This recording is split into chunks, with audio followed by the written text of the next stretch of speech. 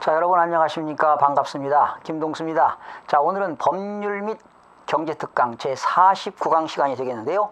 오늘은 작년도에 개정된 상가 건물 임대차 보호법에 대해서 현재 개정돼 가지고 시행 중에 있는데요. 중요한 몇 가지를 소개하도록 하겠습니다. 이 상가 건물 임대차 보호법은요, 2014년 1월에 민병두 의원이 대표 발의했고요. 2014년 3월 30일 날 서기호 의원이 대표 발의했습니다. 또한 2014년 11월 17일에 김진태 의원이 상가건물 임대차 보호법을 대표 발의해가지고 지난 2015년 5월 12일 날 원안 가결되어가지고 13일에 공포된 법률이 되겠습니다. 그러니까 현재 시행 중에 있는데요. 혹시 상가건물 임대차 보호법에 대해서 잘 모르시는 분들을 위해서 몇 가지만 소개하도록 하겠습니다. 이 상가건물 임대차는 그 임대차는 민법에 규정되어 있죠. 그런데 이 민법에 대한 특례 규정을 적용해 가지고 특별법으로 상가건물 임대차 보호법은 이런 임차인들을 보호하기 위해서 특별법으로 제정된 법률이 되겠는데요. 자, 이번 개정된 법률은요, 이 상가건물 임대차 보호법 이 금액이 말이죠. 초과시는 적용이 안 되는 경우가 있는데 서울 같은 경우는 보증금이 4억 원이 초과될 때는 적용하지 않습니다. 그러니까 4억 원까지만 적용되는 거지 4억 원 초과시는 적용을 배제하고 있습니다. 그러니까 임차인들을 보호하는 것이지요. 그리고 과밀억제권입니다. 과밀억제권이요. 수도권 정비계획법에 의한 과밀억제권역입니다. 과밀억제권역에서는 3억 원이죠. 3억 원을 초과할 때는 적용을 배제하고요. 그리고 광역시의 경우는 2억 4천입니다. 2억 4천만 원을 초과할 때는 상가건물 임대차 보호법 적용을 배제하고요. 기타 지역에서는 1억 8천만 원입니다. 기타 지역에서는 1억 8천만 원을 초과하는 경우는 적용을 하지 않는다. 이렇게 참고로 알아두시고요. 이번 개정된 그 내용의 특징은요, 임차인들의 권리금 보호지요. 임차인의 권리금을 보호하는 그런 제도가 특별히 강조가 되겠죠. 여기 이제 임대차 계약을 맺은 임대인이 있고요. 여기 임차인이 있습니다. 그 과거에는 임대인이 말이죠. 임차인 막 장사가 잘 되게 되면 내보내고 그랬잖아요. 계약 해지시켜가지고 뭐 임대인 직접 장사를 하기도 하고 또 임대인이 권리금을 받기도 했잖아요. 그러니 이런 영세 임차인들은 몇 년씩 영업을 해가면서 시설 투자하지요.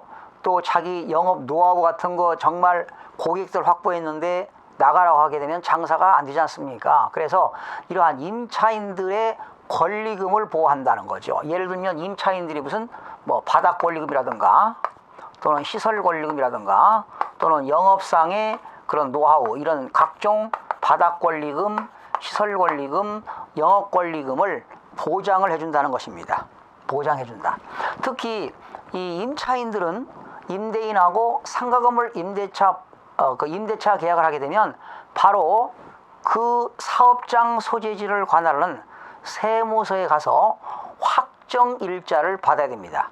우리는 주택에 대해서는 주민센터에 가서 확정 일자를 받지만 반드시 임대차 계약하신 분들은 사업자 등록을 낸 그 관할 부동산 소재지를 관할하는 세무서에 가서 확정 일자를 꼭 받으시기 바랍니다.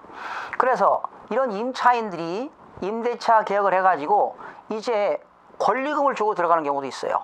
그러면 만약에 이제 장사를 안 하겠다. 그러면 이 임차인이 새로운 신규 임차인이 있을 거 아닙니까? 신규 임차인한테 요 종전 임차인이 뭘 받을 수 있다는 겁니까? 권리금을 받을 수 있다는 겁니다. 그러면 임차인은 임대인에게 통보하는 거지요. 새로운 신규 임차인하고 나 계약을 하겠다. 그리고 이 사람한테 받는 권리금은 얼마다. 이때 임차인이 신규 임차인한테 받는 권리금은 임대인은 절대로 타치를 할 수가 없습니다. 만약에 내가 이 신규 임차인하고 이 계약을 하면서 권리금을 받으려고 했는데 임대인이 방해하는 거예요. 임대인이 못하겠다. 방해하는 경우는 만약에 신규 임차인으로부터 권리금을 받지 못했을 때는 임대인을 상대로 해서 손해배상을 청구할 수가 있습니다. 그러니까 이번 작년도에 개정된 상가건물 임대차 보호법은 바로 임차인들을 권리금을 회수할 수 있는 기회를 보호해주는 그러한 내용들이 신설된 것이다 이 말이죠. 그리고 만약에 신규 임차인한테 권리금을 받지 못해가지고 막대한 손실이 생기게 되면 임차인은 임대인을 상대로 해서 손해배상을 청구할 수가 있는데요. 이때 손해배상 청구는 소멸시효가 3년입니다. 소멸시효. 그러니까 임차인이 임대인을 상대로 해서 손해배상을 청구할 수 있는 청구할 권리는 소멸시효가 몇 년이라고요? 3년이라는 것 참고로 알려주시기 바라고요. 만약에 임차인은 임대차 계약을 하게 되면 임대인에게 뭘 줍니까? 매월 차임을 줘야 되겠죠. 집세를 줘야 된다는 거죠. 차임을 지급하는데 만약에 차임이 3기 이상, 3번 이상 연체되게 되면 계약을 해지할 수가 있습니다.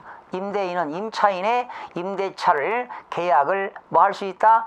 해지할 수 있다. 임차인이 몇 번 연기요? 3번을 연기하게 되면 차임을 3기 이상을 연기하게 되면 임대인은 임차인을 상대로 해서 임대차 계약을 해지할 수도 있습니다. 또한 이제 국토교통부에서는 임차인이 임대차 계약을 하면서 신규 임차인과 이런 임대차 계약을 하면서 권리금 계약서가 있는데 이런 국토교통부에서 표준 권리금 계약서를 작성하도록 신설됐습니다. 표준 권리금 계약서.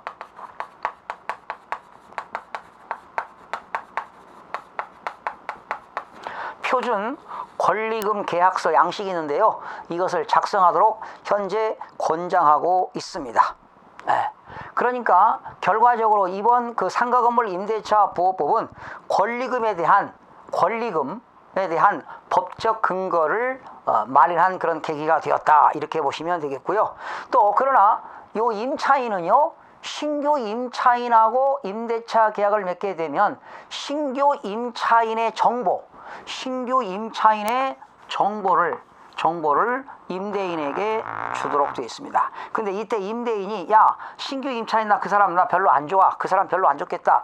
이래서 계약이 만약에 체결이 안 된다면은 임차인은 임대인을 상대로 해서 손해배상을 청구할 수 있다는 그러한 내용들이 개정된 내용들의 법안이 되겠습니다.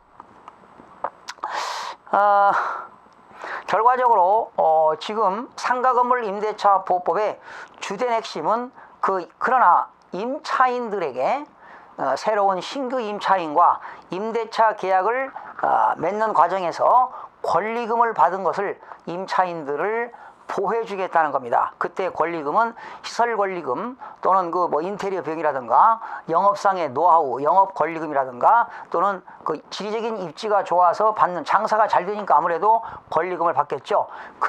이러한 권리금을 임차인들을 보호해주는 그러한 내용들이 이번 개정된 핵심이 되겠습니다. 자, 정리를 해보겠습니다.